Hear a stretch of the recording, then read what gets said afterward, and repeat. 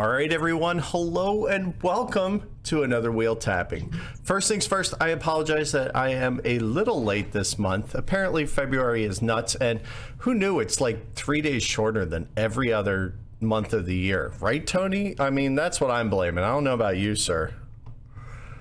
Well, it sure helps with the feeling of, wow, it's March already, when February has days missing from it. Absolutely. So it's we're here now, and that's all that matters. But Tony, we thought we'd get somebody who definitely plays a lot more of this, and I think it's their favorite game. So allow me to introduce our co-host today, and it's Jack. How are we doing today, Jack? Great. Hi. Thanks for inviting me on. Oh, awesome. Anybody who ever plays on 18xx.games, who we wholeheartedly endorse, love, and encourage, you will typically find Jack in there playing 1849 constantly. So, I thought it was a natural, thought to have you on when somebody suggested that, hey, why don't you have Jack on? And I'm like, I love Jack. Of course we're going to have Jack on. So that's awesome. So thanks for joining. Thanks for heeding the call. All right. Yeah. So Tony's going to put you. It's not even a hot seat. It's barely a warming plate. And we have some questions. We always like to ask a few questions of our guests, just so that people can get to know you and a little bit about your history and everything, so we know what you're coming from. So Tony, what do you have for us today? Well, Jack, welcome aboard tonight. My first question is one I don't want you to answer right now. I want to hear this throughout this episode, and that is, why is 1849 your favorite game? But for questions with more immediate answers, how did you get into, board gaming, 18xx gaming, all that kind of stuff? What fueled your addiction? Yeah, so I've always loved board games as long as I can remember, and I got into more modern board games not that long ago.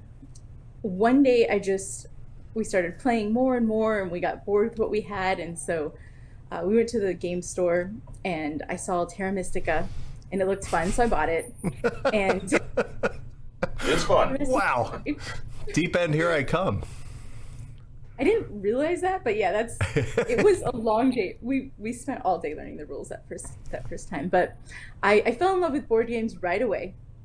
And I always wanted to play train games. I was interested in Age of Steam and 18xx, and I'd hear about it, and I'd talk to people, and I'd read about it, but I was really intimidated for a long time, over a year and a half. Eventually, I kept telling people that I wanted to play, and I scheduled a day, and I went to a friend's house, and he had 1846 and Age of Steam, and he was like, okay, these are two train games, what do you want to play?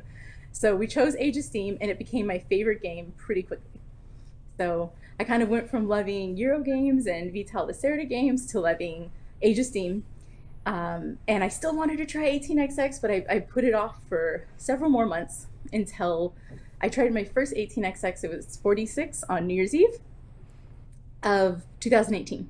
And I was just hooked. Like one game, and I loved it. What was the hook? It was fun. It was exciting. It was with Euro games. It's very points driven. Or some could be very points driven or victory points driven. And it was exciting. It was shared incentive, and I was just excited to play my first 18xx after wanting to for a couple years at this point. So it was exciting. And ironically, the next game I wanted to play was 49, but I didn't because I didn't have the opportunity. So I had played one game right after that before I got to play 49. But 49 was always the game I wanted to play, but I had to learn on, I guess, 46, because that's what the situation. Was there something about 49 that attracted your attention like that? Oh, yeah. So Matt, who's my boyfriend, he was playing it. He had an 18xx group based out of the Boston area, and they played 49 every week on Thursday. Sometimes they played 2 games on Thursday. So the Nice. group over time transformed, and they started playing other 18xx, and different people came, and it obviously changed. But for a long time, he was playing 49. Now, I wasn't at these games, I wasn't with him, but he would tell me about it. He'd recount the entire game from beginning to end. And it was like, okay, now I want to play. And so he's like, okay, we'll eventually play. But so it took some time before I had a situation where I could. But anyways, it was kind of just he hyped it. It's Matt's fault. Well, thank you, Matt, because Yeah. Our loved ones are always the ones to blame. But it wasn't just that he liked it. It was he would tell these narratives, and the narratives were so much more rich than other narratives or other games or other experiences I had. It was this happened and then that happened, and it was like you're hearing a story about who did what and how they did it, and the 49 definitely lends to those exciting moments, those exciting stories. So I wanted that, and I wanted that. I don't know, was it like volatile or Yes. exciting type Danger. financial? Right? Yeah. Danger. Oh yeah, I tell you, I can recount a lot more stories that revolve around 18xx games than I can around board games, for sure. And it's funny because I really didn't understand that as much until you started saying that, and I'm like, you know what, you're absolutely right, because whether I'm mad because I get into this death spiral I cannot shake, or whether I'm excited because I'm winning and I have no idea how I did it, there's fun stories. Sorry about that death spiral last night. It's I'm just messing with you. no, it's fine. I get grumpy because I can't see a way out sometimes, and I need to find out what that is and what that looks like. So, but that's part of it, right? Like I'm not mad. I'm just like, oh, what can I do? And I need to learn. And this game, trust me, this game did it to me. 49 did it to me long before any 17 counterpart did, because this game just used to frustrate the daylights out of me as a new player because it's so poor, and everything costs money, and especially when you're new, you have to do all the heavy lifting of your companies and financing because no one's giving you a cent, and it's just like it was a lot of work to come around and actually like this game as much as I do once you get past that. So I give you extra props that this was one of the first ones you played, because to me, this can be brutal. Well, Oh, I played 17 we're- before I played 49. That was number 2. Nice. Yeah, that was number 2. Wow. that's fantastic. You have more chops in your first 3 games than I have my first 3 years, I think. Yes. It hasn't even You know- been 3 years for me. That's awesome. Well, Jack, you talked about the narrative, right? Like I have a theory that it's wrapped up in the high amount of player interactivity in these games. What do you guys think about that? There's definitely a lot, because unlike maybe some other 18xx, it's very situational, and not only the order the companies are coming out in, but how your other players might play and what they might do around the table. I think it really just affects your decision. You could probably say that about every 18xx, but especially with 49, because the order the companies come out, and not just that, but the companies are obviously not equal. There are companies that are much better and much worse, and there's companies that are not good at the early game or whatnot. So you have to be reactionary. Yeah, it's kind of weird. It's like in between, where it's definitely an operational game, but there's so much happening in the stock rounds. It's also it's more of a finance heavy game. It's kind of a hybrid of the two, I think. I can't think you could lump it in as one or the other. I Sure. would think it's more financial. I mean, in my opinion, it's more financial. Yeah. I feel like there's definitely a couple choices you have with track, especially to block other people that are maybe situational and strategic for what your company is. But overall, there's the best route and there's the common routes. So I feel like it's less operational and more financial. No, you know what? Yeah, I'll get behind that. No problem. I mean, I could be wrong. I don't know. I know you're there is no wrong. There is no right. That's exactly what I was saying. There is no wrong. It's how you feel about it. It's like, it's the vibe you get from it. You know, it's, yes, I mean, 1817 is certainly a financial game because you spend 2/3 of the game time in finance rounds. That makes sense. But this is kind of one of the more exciting stock rounds I think you get in a game, you know, because there's a lot of stuff that can happen. But, you know, Tony, any other questions? I know you have a favorite in here before we move on. Well, yeah, I have just three more. All right, first go ahead. or Jack, what do you do for a living? Well, I just got a new job, and Oh, yeah. I project manage hiring right now for a finance company. But before that, I was in healthcare. But I project manage contingent labor force. All right. Rock on. My mom gave birth to a little project manager right here, so simpatico there. Yeah. What do you do, other hobbies? Do you have any other hobbies besides, board games and stuff? Well, my newest hobby is biking. I'm completely obsessed. Okay, so I bought a bike, and I want to devote my life to biking. I can't bike right now because I'm moving, but once I get to Boston, I'll be biking every day again. I'm really excited. I didn't know how to bike, and I learned last year during 2020. Nice. So Very nice, very nice. Tony loves, he'll probably be down on his Peloton when we're done here.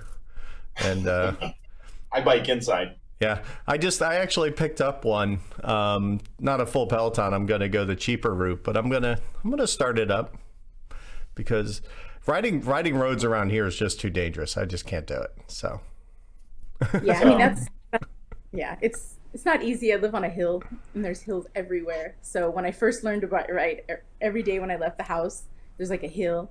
It's not, you can't just like ride for a little bit on flat ground. You got to go up or down the hill. But yeah, that was my whole teenage life. That's how I got around. So we used to psych 60-mile runs and things like that. So oh yeah, used to love it. All right, Mr. Tony. So, yeah, my last question is, whether it's making it at home or going out somewhere, what is your favorite meal?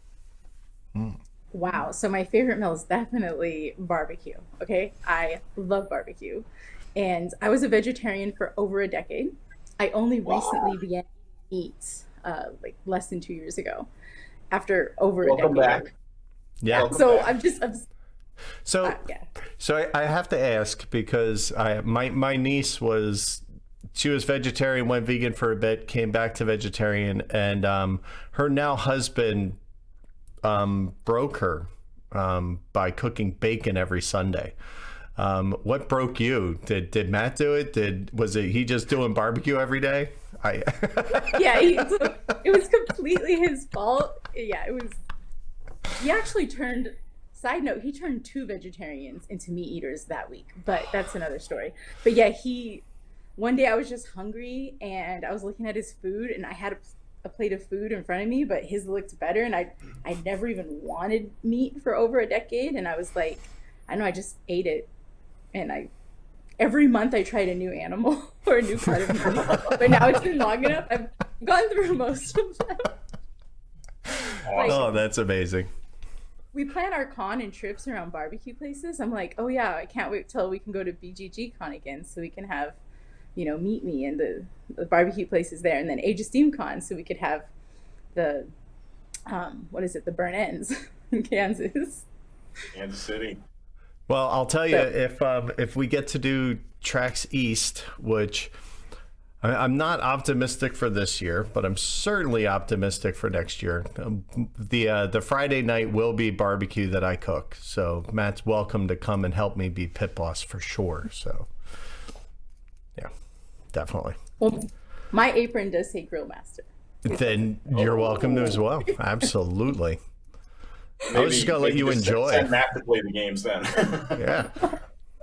Exactly. Cool. All right. Well, thank you so much for indulging us, Jack, and letting us get to know you a little bit. That's awesome. I love it. I love it. Tony and I both like bikes and barbecue. So, you are in very good company. So without further ado, let's get into what we're talking about. Now, so we did say already, we're talking about 1849 Sicily, which is designed by Frederick Villani. And it was first published by Chris Lawson a while ago now. And it's getting a new treatment from All Aboard, which I actually believe it's hitting homes right around now. So if it's a game you're interested in, check out their website. I'm sure they'll have, some extras on hand that they can sell you out of the warehouse. And here's a little hint. I'll be buying it too, because I did not buy it off the first wave.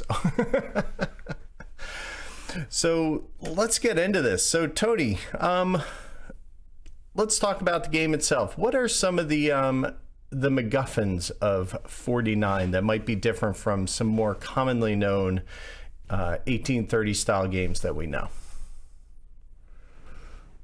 Well, I mean, straight comparison to 1830, obviously there's hex trains, right? They run a number of hexes rather than a number of stops. Right. Big difference. It's got an earthquake. It's got two gauges. Two gauges. When you pay for the track, then you have to pay for it again after you upgrade it from each color, from yellow to green to brown. Yes. An expensive track too, like really expensive track. Something, we'll get into some of the details, but there's a lot of fixed places on this map. Like there's, a lot of pre-laid track that you have to deal with and contend with that can shut off things early game and late game. Which I think is different. And unlike a lot of other games that I don't know if we've covered any that have a mixed company start order, which I think this is fairly new for this game, where the companies are shuffled and then they come out in that order. And they all have, for the most part, I think there's one exception, but they all have home tokens on the board. So it's not like you just get to pick where they start. Nope, just one of them. The Garibaldi, right? Yeah. So this was the first time I ever came into dual track, and as far as a incremental cap game that you also had to pay for tokens out of pocket first, which was always fun. And and then obviously having to deal with hex trains. So HEX, not HECHTS. Right. They're not his trains, right? With all due respect, David. So, but other than that, things are pretty similar. We'll get into some of the big differences as we kind of plow through the sections, because we could spend all day talking about the MacGuffins, but come on, otherwise that would be the whole podcast. We're gonna be talking about all the MacGuffins. You're darn right. So why don't we start out with some MacGuffins in the form of the map and the stock market. So first things first, let's just hit the stock market right off the bat. It's a little more tighter and taller than your average stock market that we're used to seeing. But other than that, behaves pretty normally. There's some ledges and there's some hills and some valleys, but nothing too crazy, right? Well, except for the bottom corner. Right on. Except for what? I said except for the bottom corner. Yes, there is a bottom corner. Why don't you brought it up, Jack. Why don't you tell us about the bottom corner? Yeah. Well, it can be dangerous, but it can also be very strategic and help you win the game, right? So many games, the stock market, when you get to the bottom corner, you're in the bottom corner. But with this one, there's a black box and you drop into there and your company's gone. The great news is it can be restarted. It goes to the back of the line, and no train liability if you needed to buy a train. So you just got to time it right. Oh, and then of course you can restart the company if there's no others left. Right, and its home token is reserved in that time period. So it's not like you lose your home or anything like that. That will stay reserved throughout the whole game. But yeah, I've had that both be helpful and hurtful, because I've had it where a company fell into there, didn't have a train, and whoops, wait, I don't have a company anymore. Yeah. So I love it when I see a closed box on a stock market, because then it makes me like, okay, how do we use this? And in 49, this is something I have not well used yet. right. The other thing is, the par boxes, and we can just talk about that real quick. There's only 4 par values, and the par values are different based on phase. So you can either start at 68 or 100. You can go up to 144 if you are in the green, and you can go all the way up to 216 when you get to brown, which is helpful to get money in these things, because trains be expensive, and you're going to need them. Yes. So a lot going on in the stock market. Other than that, it behaves normally, as far as movement and everything tracks normally. But the map, I think the map kind of sets 49 apart, because it looks innocent until you're like, wait a second, why are there dotted lines on here? And then you start to see all this pre-laid track, and you're like, wait a second, okay. Then you see a $60 port out here, and you're like, holy cow, there's money in them there hills. And then you realize, well, you can't usually get there very well, and it's just because it's just so much fun. So real quick, why don't we just start with so Tony, what are some of your impressions of the map right off the bat? I mean, the first thing I see is those mountains, like Jack talked about earlier, right? Like the terrain costs can be expensive, and they're persistent. So just because I paid $160 to lay that tile doesn't mean squat, because if I want to upgrade that tile, I got to pay $160 each time. Like, so Yeah, like the unless, of course, you use narrow gauge, right? Because then you only pay a quarter of the cost. The physical copy of the game comes with a ton of mountain tokens, because they have to keep staying on top of the tile, and you have to keep paying that cost every single time. But Tony, what if you don't have $160 for a tile? What do I have another option? Narrow gauge, or don't place the tile? Yeah. What? So there's two, and yes, you get what I was driving for. You can definitely go narrow gauge. Now narrow gauge has, and we'll get to this when we hit trains, but slows trains down, most of them, and it only costs a quarter of the cost. And of course, there is a private that will help you with mountain costs, but frankly, by the time you can buy them in, and before they rust, I tend to see that private get used maybe 3, maybe 4 times before it just evaporates and goes away anyway. So it's one of those privates that just doesn't stick around. Jack, what kind of comes to your mind when we talk about the map? Well, I can tell you that the first maybe 10 games I played, I had a hard time just grasping it, even though it's so simple. And now that I've played it a lot more, I look at it and I'm very familiar with the hexes that are blocked, the path that you want to build, the way you want to go with certain companies. But I do think that there are potentially dominant ways to play the track, depending on the companies you have. Sure. And I think it's fun to discover that on your own. I think it's fun to float IFT early and start building through mountains before you realize that that's not maybe the best plan, unless you have some wider strategy that I'm I don't know. But anyways, um, so I think it's exciting because it is a it contributes to the overall puzzle of the game, because it's not easy if you're not familiar with how things upgrade and what's blocked and what's coming. Right. The I like it because for the most part, all the companies have a predetermined start.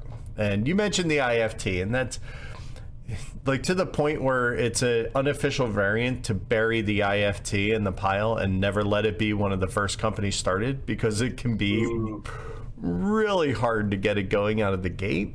I get that. But other than that, I like the puzzle because, you don't know what you're going to get. And I think I've started every single company on the map now. And some are obviously stronger than others. While Messina's great, Palermo is the money in this one. Kind of sitting over there, and it's rock steady, but only if it has some roots, right? You need to have some roots built to it so that money is worth it. And guess what? You got to go through mountains to get it. It's that simple. You don't have to do that for Messina. You can just run up the coast and ding that all day long. So, yeah. Jack, how do you build RCS track out of Palermo there? You go south or you go east, west? I mean, it really just depends, right? If Lil Bayo is helping it, if you could get Lil Bayo, if you have SMS, that definitely changes. If you have SMS and you have Palermo early, RCS early, that's fun. Go over to, the other side of the board, just hop on over. So when I first started playing this game, it was my favorite company, probably because I was new and I always got stuck with it. RCS. And now it's definitely not my top two companies, but during my early games, it was real fun because I just focused on the left side of the board and let all the experienced players, fight on the other side of the board. But now that I've played more, I don't enjoy developing that track as much unless I can, someone else does all the work and I just hop in at the right time. Yeah. It's fun. I saw somebody do the thing where they used the private you were saying, which was the parachute, and pulled the RCS out and dumped it in the middle of the East Coast. And then later they got an R6H, and more on that in a minute, into the RCS. So it just sat over there running Palermo routes while he ran his real train up and down the coast. It was brutal. It was absolutely brutal. In the best of ways.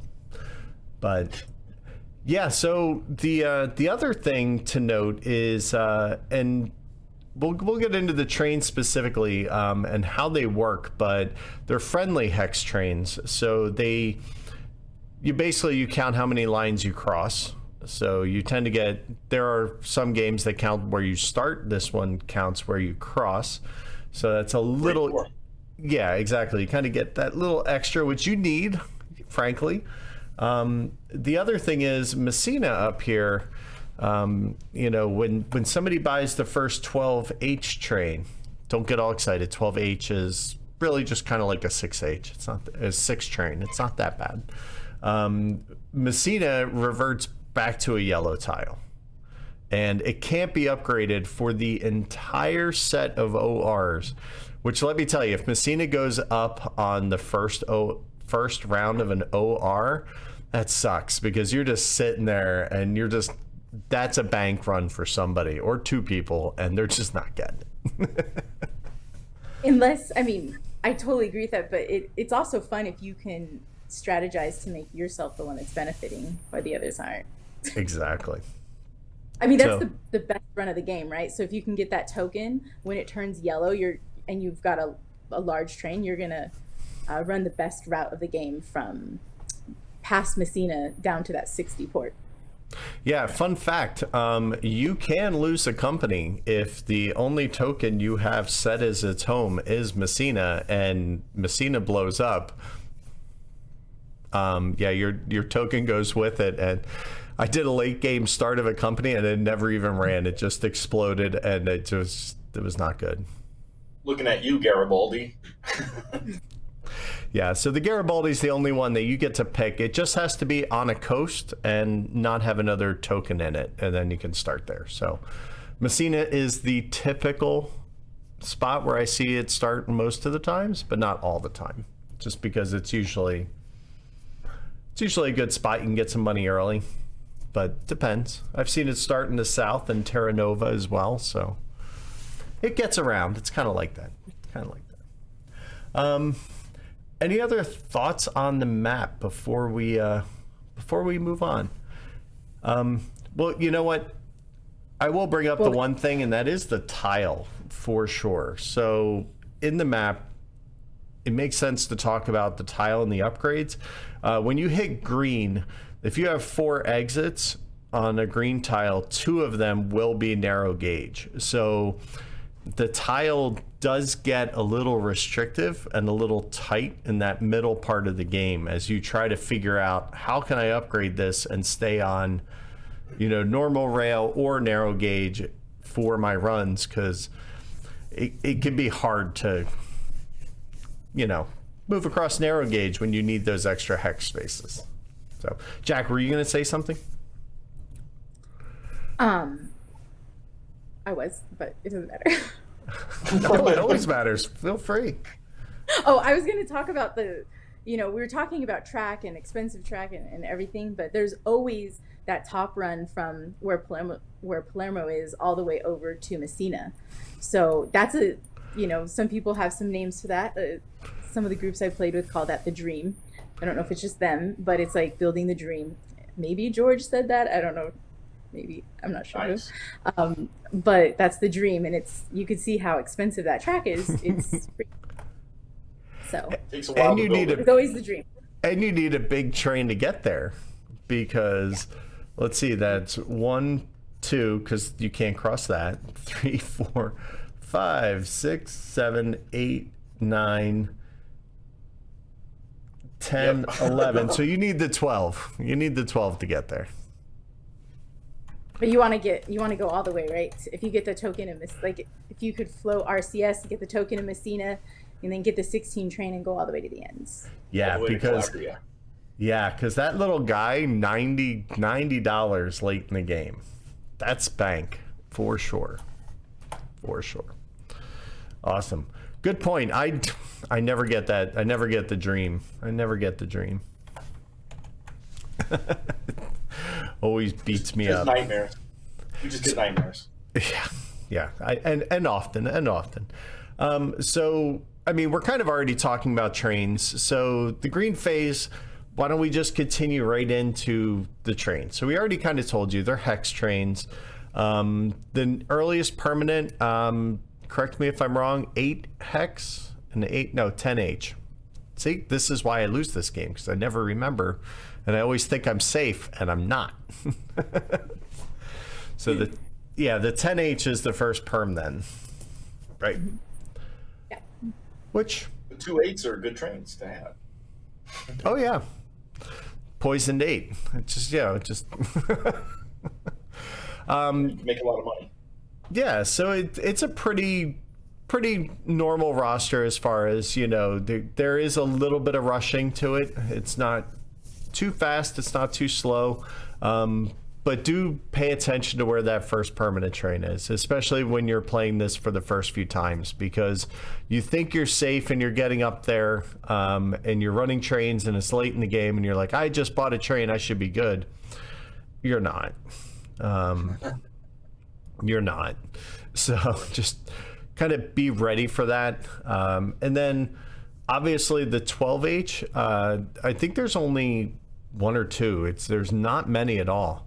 Yeah, and it's the one that triggers Messina. So there tends to be a bit of a race for the people who want to get that to, like Jack was saying, trigger it when they want to trigger it, either to the detriment or help of others.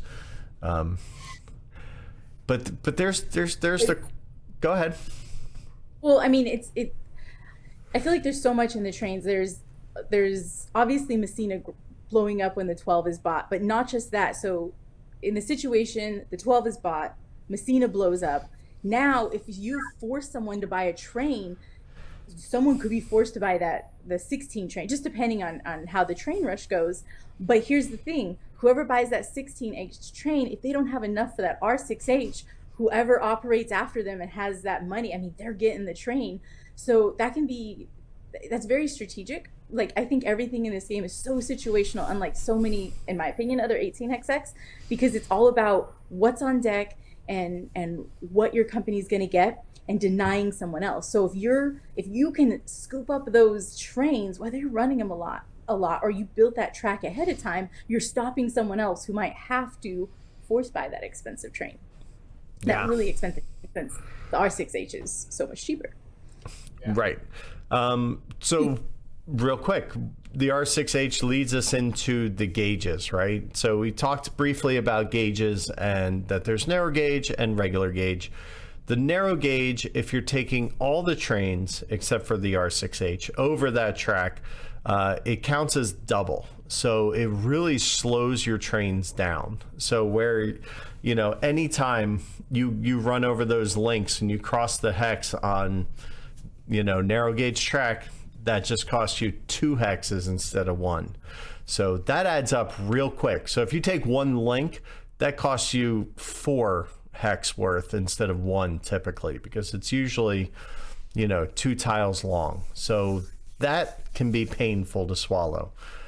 So going back to track phase, trying not to mix your track is helpful, but the R6H is the reverse 6H train, which means it actually wants to run on the narrow gauge at regular speed, but then it slows down when it hits the regular gauge. So it actually does what it says. It's the reverse 6H. So, but there's only 2.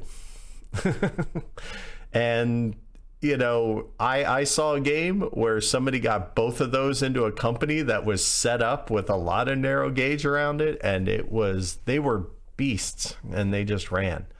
But I've also...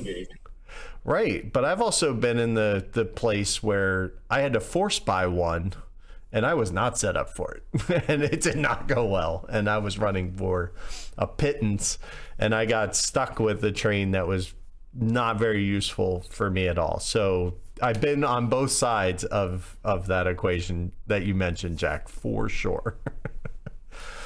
Tony, what are your train thoughts? 2 things. One is that the movement allowance kind of thing, I think, is, at least to me, unique in this game, right? I think it's kind of cool, kind of clever. Mm-hmm. And just want to agree with what Jack said about the trains. It's like one of the most interesting and challenging aspects of this game is dealing with it, handling it and trying to bend it to your will and avoid what the other people are doing. Yeah, I would echo that by saying this is one of those games where I'm never not worried about trains or money for a train or how am I getting the next train. Like, that is always on my mind when I'm playing this one, for sure. Yeah, I feel like I just get a 6H and I'm like, oh god.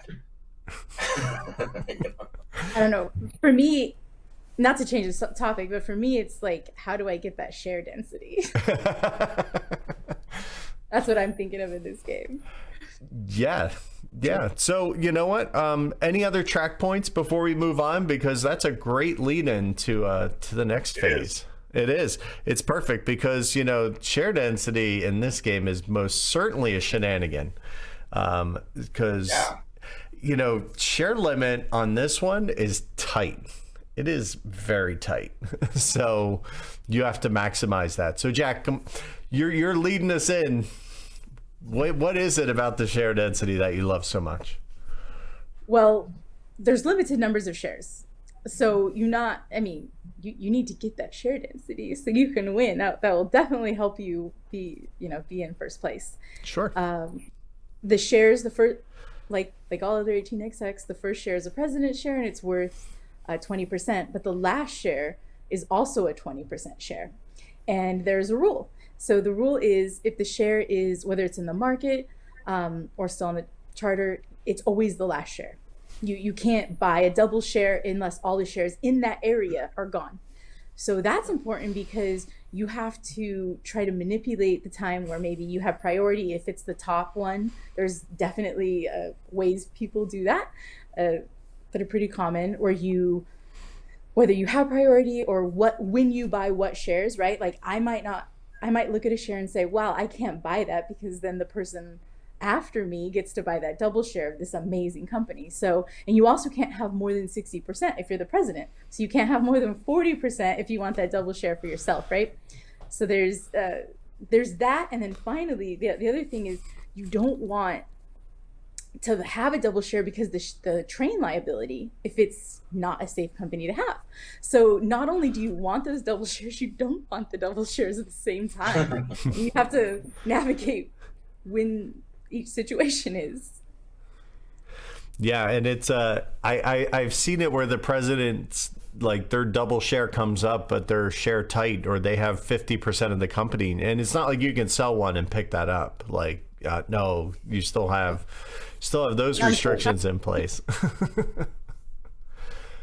Yeah, so you have to run, like Jack was saying, like if you're the president, and you want that share, you got to run it at 40% in hopes that you get it, or time your Yeah. sales in the previous round or something like that. So you're Yeah. playing games against that share density. And this is one where this is a game where you can issue shares to get money into your company. So there's some strategy to where you issue enough shares to expose that double, hopefully for yourself. Like hopefully you don't expose that for somebody else unless you have a very good reason for it. Maybe you just want to make it look nice and pretty and then dump it on them. I don't know, but it's because most of the times, and I've probably done it myself, where I've gobbled up a junk company just because it was a double share. And you're like, I just got to get it. I got to be the one.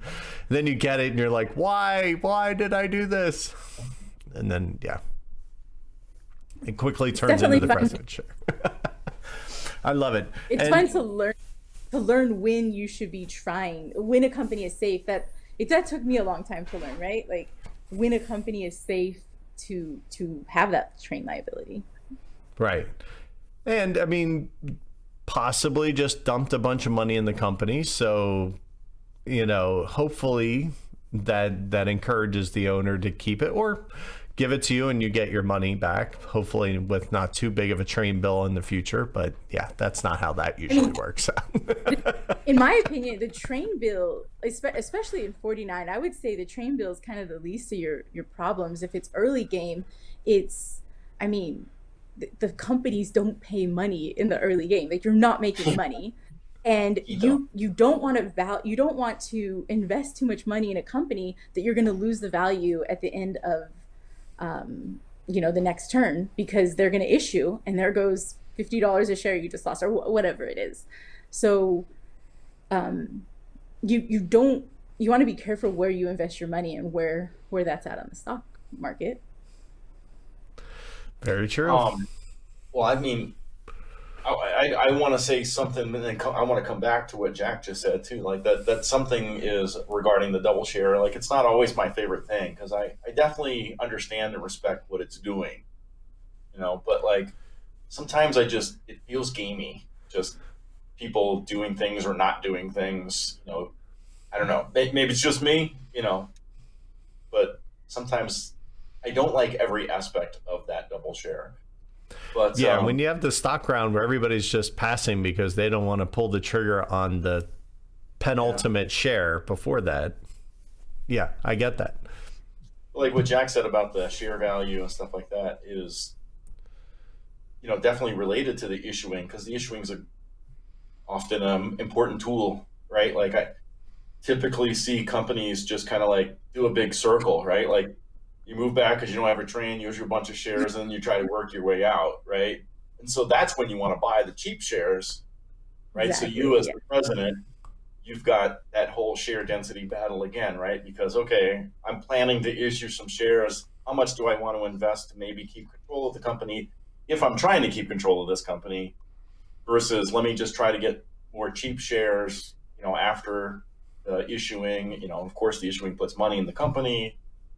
And I saw from JC Lawrence, right? He made a heat map of this stock market, and his heat map says that that lower corner is actually more percentage of share appreciation than the upper stuff, which is kind of reversed from games, right? And so, buying those cheap shares, you're going to gain back more share value a little quicker, even though it's smaller numbers. Right? So Interesting. I thought that was pretty cool. Yeah, definitely. Tony, I can't think of any other games that do the double share. I think this is the only one I've encountered, right? There's a prototype game called 18 Man, set on the Isle of Man by, I think it's the guy that did Ireland, I think, is doing it. But Okay. it's still in playtests and stuff like that. But it's got more than one double share. And then I've seen in China, you can open with a larger presidency, and that keeps the cert count down. But other than that, it's not something you see very often where you can manipulate the share density like that. It's interesting. What were you going to say, Jack? Oh, I was going to say, not only are you issuing shares because you need the money for trains, because there's just no money in this game, and obviously you want to get those to the bottom so you can buy it, so that's a very obvious reason.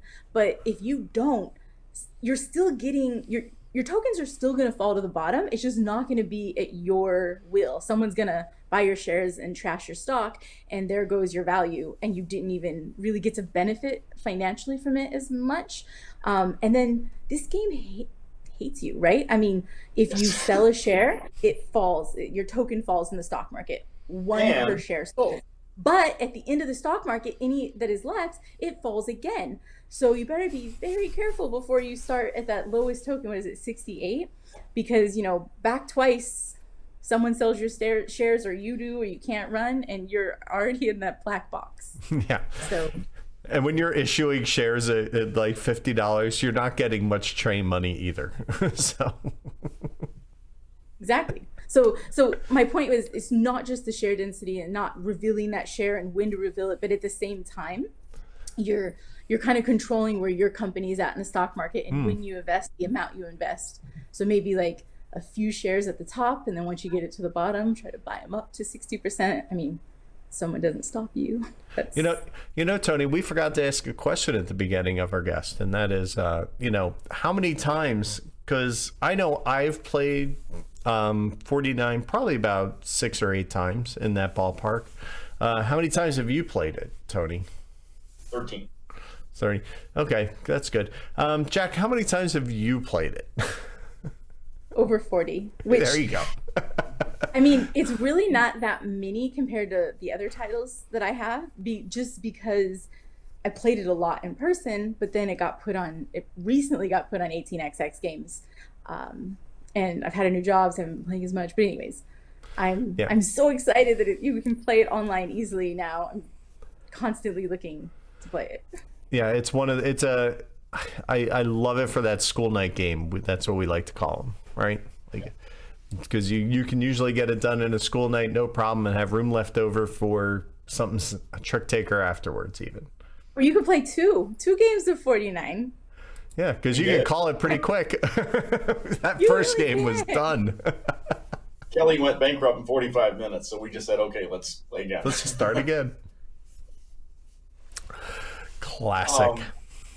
We kind of talked about these two things, and I think they just bear a mention again in the shenanigans, if anybody wants to expound upon it. But the Garibaldi getting to start in a few different locations as opposed to a fixed location can be fun and shenanigan-y. And of course, the token that lets you place a token on a coastal tile without, we call it teleporting. Teleport a token to somewhere else, kind of like the RCS can break out. I think those are, we kind of talked about them, but they're shenanigans, I think. So just wanted to shout out to them again. Yeah, I think the privates in this game are really well designed for the map it's on, right? Like the Mountain Buster, you're not going to use it a ton, but it may be the difference between actually being able to lay real track or having to do narrow gauge and then upgrade it later, but still paying the cost and things. It can really get you through the middle of the map where it's very expensive. And then, The mountain one, you mean? For track build? Do you want to know a fun fact? I almost never ever ever ever ever get that. Like, I don't know. I have my favorites, but Well, what are your favorites? Because there's also a port that gives a little nice little bump on a port, which is handy because my everybody favorite starts is in one. I feel like my favorite is SMS without a doubt. I guess if you ask people to Yeah. play with me, they'll probably say I go after it pretty aggressively. The teleporter. Yeah, it makes sense. Absolutely. Then of course there's a little hex blocker up the East Coast as well. So, but other than that, yeah, I tend to get the port a lot. People seem to undervalue that, but if you get a good start and you can dump that in and make a little money early on the game, it's handy for sure. Cool. Any other shenanigans? Go. Yeah, I wanted to ask if either of you have played the variants, right? Electric Dreams. I have Um, not. No, I have not played Electric Dreams because I'm a purist. what's that? I'm a purist. I'm just kidding. Yes, yes. Like, But I have played with, like, when you play with Electric Dreams, there's two rules, right? The electric trains, which I don't know, maybe takes away some of the challenge of the game, but the other one of those two rules in that variant is that you can sell station tokens, and we have played games just using that one rule of the variant as a way to move money around, and that was, I don't know if it was interesting or not, but it was fun. So, but it is a shenanigan if you do that, you know. Yeah. And I also believe Scott just made a version on a larger map on 18 games that he's playing around with as well. Yeah, that's the other question. You know, have anybody played that one, the Kingdom of the Two Sicilies? No. No, I'd really like to I try that one. We need to get Nick to actually play a dual gauge game, which I don't think is going to happen. I know. Great Britain, that's all I'm saying. Jack, do you have any interest in Or Ireland. the new 49, the Kingdom of the Two Sicilies? It looks bigger, huh? yeah, I No. haven't. To be honest, I have no interest. I mean, I'm not trying to be negative. I have no interest in trying it, but I would probably try it if someone asked me, I would like someone I regularly play with asked me, I'd probably play it under protest. But I've had no desire to seek it out and play it.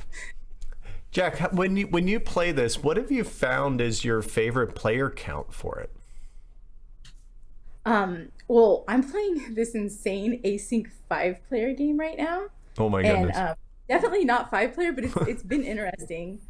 It's Boy. it's async. It's I don't know. Ah, but It's interesting. I- I would not recommend it at 5-player, but it's definitely fun. I'm having fun, but I wouldn't normally play it. I think it's good 4-player and 3-player. Yeah. I don't know if three I is my even have. favorite now. Yeah, I agree. I like 3 just because you have that little more money. Otherwise, I can't imagine how cash starved you must feel in a 5-player game. Like that must just feel, oof. That must I feel. haven't. I mean, I haven't played it 5-player a lot, so I'm not an expert. It's very little. This might be my first or second max game 5-player. I'd have to look, but it's been quite interesting. I would say a lot of my experience is 3-player. Yeah.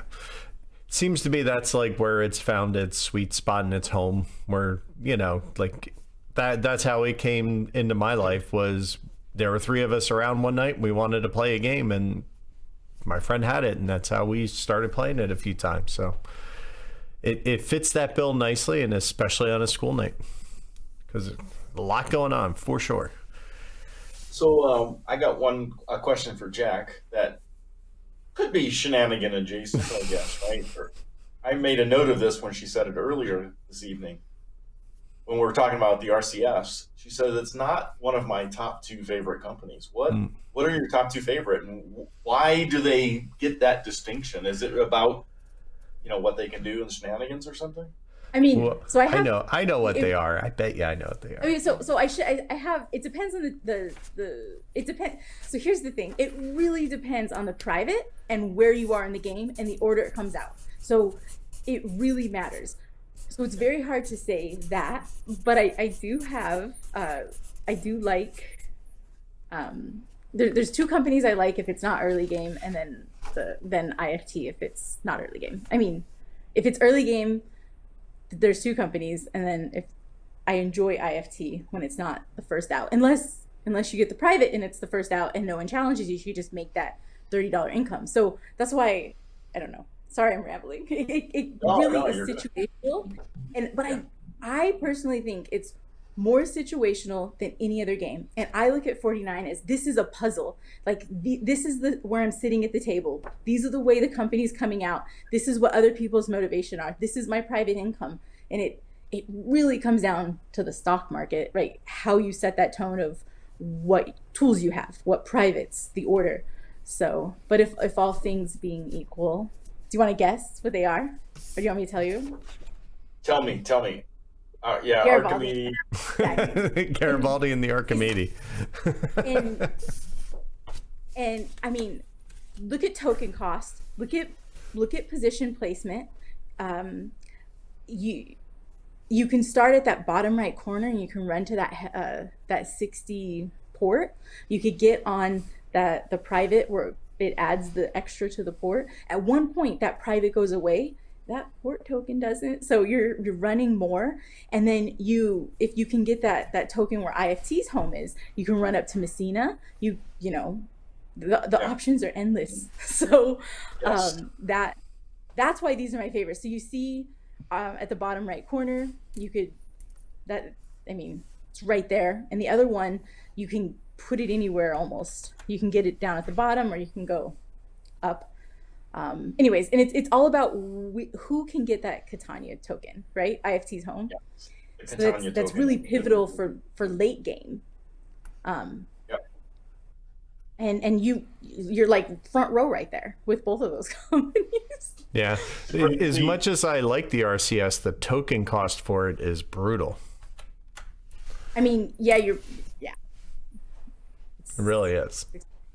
Because again, you have to pay for all your tokens up front. Not a Yeah. favorite thing for me. 90 to 100 more than other companies. So if you can get one of those two companies, my favorites, or you can get a company that's not RCS and have that SMS, then it's like the same thing because you can just teleport. You just have to use it at the right time before those token spots are taken up that you need, Right. right?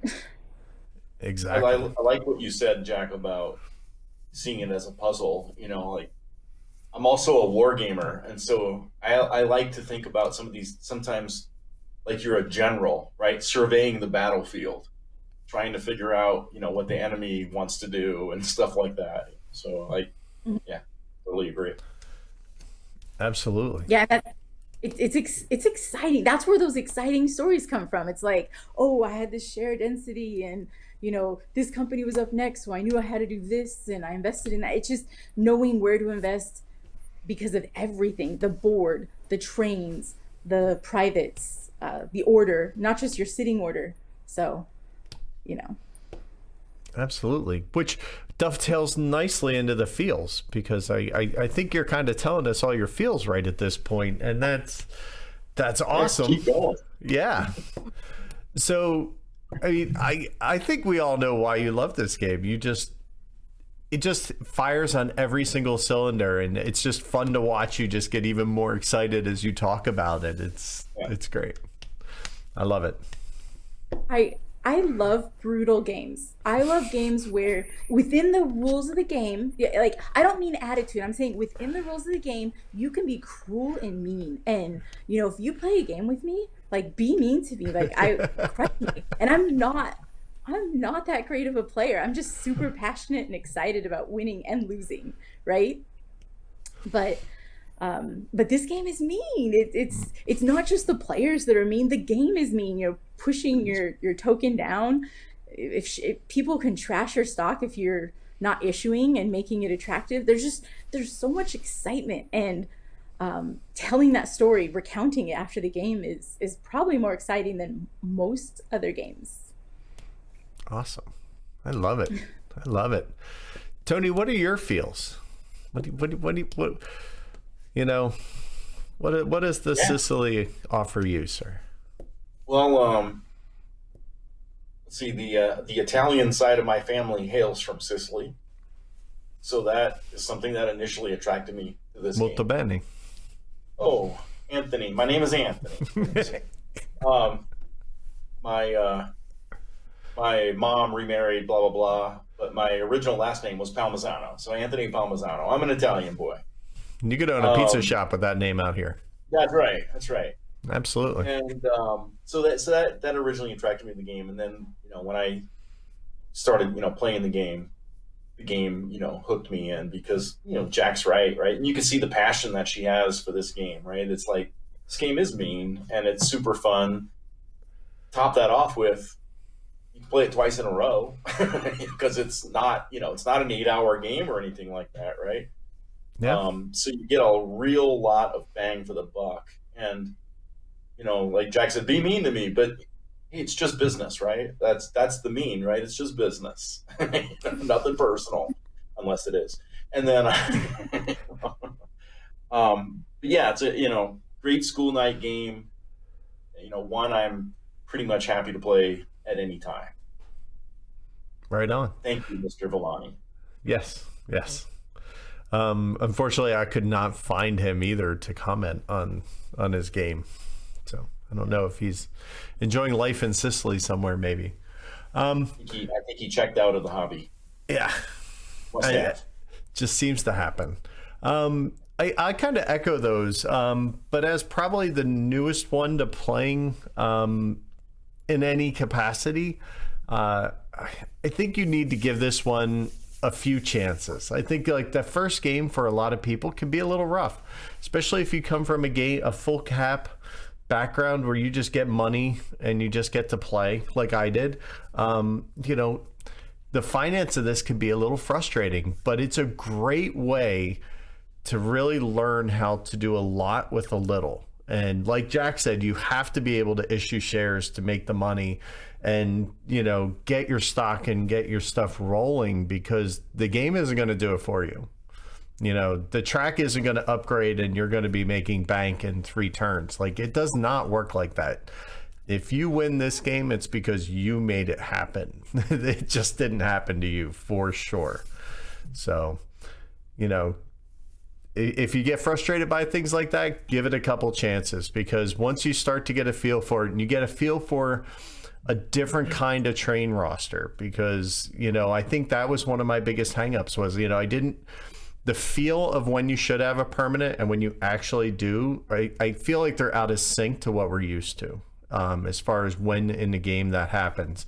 And it happens a little later than you think. So you have to plan for that. And I think if you come into it and you understand what you're getting into, it's a blast, and it's well worth your time to give it those couple plays. And I think it's for a weeknight game, I think it's one that's got so much variability and opportunity to play in there, and it's a great little sandbox. I love it. For sure. Awesome. Well, we like to wrap things up by, talking about our... Tony, what do we like to say? We like to say it's our priority deal marker. So, I was gonna say it'd be like, the dead guy in my trunk. That would be my priority deal marker. But I think it's going a little too Godfather. Could we maybe a horse head? A horse head might work. Maybe that could be. You have to wear the rubber horse head if you have priority deal. But I think you have something that's a lot more down to earth. What would you use if I was coming over? Sure. I don't have a custom marker for this, but in the west side of the map, there's Castelvetrano is there, and my favorite olives are Castelvetrano olives. So maybe having the jar on the table, if you have priority deal, you get to eat an olive. What a There treasure you that go. would be. Do some stuffed olives, do the blue cheese stuff, then the garlic stuff. I could get behind that. I want to be buried in a barrel of these. They're just so buttery and amazing. Jack, what would you choose if you could if you were going to go out and get something special to be your priority deal marker? Because my ideas are crud. Did you have a good one? So I'm not real creative. I know this isn't the question, but I always use this cute little priority deal I have. It's actually just on the other side of the room, but it's a little train and it's a kid's train and it moves on its own. So it's got a button that you push the button and it moves. So the answer was, if I was going to get something that was specific to this, I would just get that and decorate it. There you go. Decorate it to match the game, whatever you have. I'm not very creative, but I like painted in Italian. There you go. That's all you need. Yeah, put the Italian flag. I'd Make the wheels real skinny on it, so it's the narrow gauge. That's all. That's what you should have said. Some gauge, different size gauge. There you go. But cool. I don't have any custom start player things, but so it wasn't something I even did until, well, two things happened. Number one was I had Tony on a show I used to do, and he sent me my first one. Actually lives on my desk for 1880. So that's pretty. I know, it looks just like the box cover too. I love it. Hence why it literally lives on my desk. And then when I went over his house for a weekend, he's got a shelf just filled with all different ones that he breaks out for different games in his training room, and I love it. So that's why we talk about it, because it's fun, right? Yeah. Cute. I like it. Maybe a stuffed olive. Maybe that's what I'll get. Like a slab of lasagna. Yeah, well, no problem there. All right. Well, why don't we wrap this up? Jack, thank you so much for coming on. You were amazing. This was great to have your insight. Definitely super knowledgeable, and I loved everything you brought to us tonight. Thank you. Yes, your insight and your excitement. Oh, thank you very much. palpable. Yeah, it's fantastic. I love 49. We know. We can tell. Absolutely. If you can't tell, you're living under a rock. But Awesome. So that's going to be it. I am going to just tell you real quick that our next show, we kind of take to doing special shows in April, it seems to be.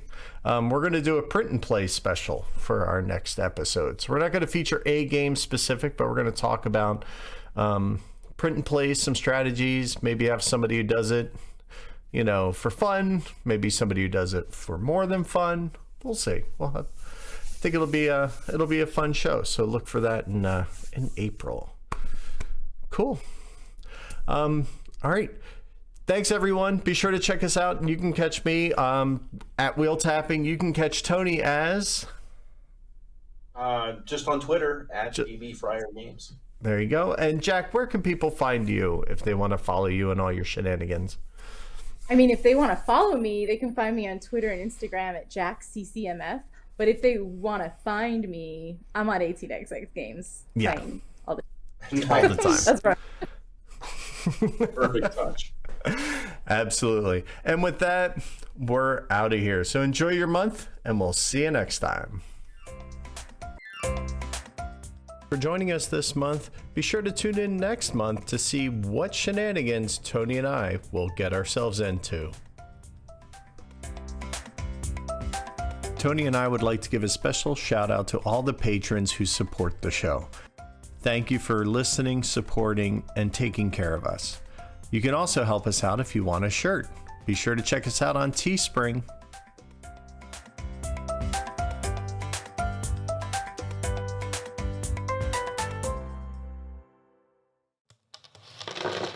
Punchboard Media, where we all bring something to the table.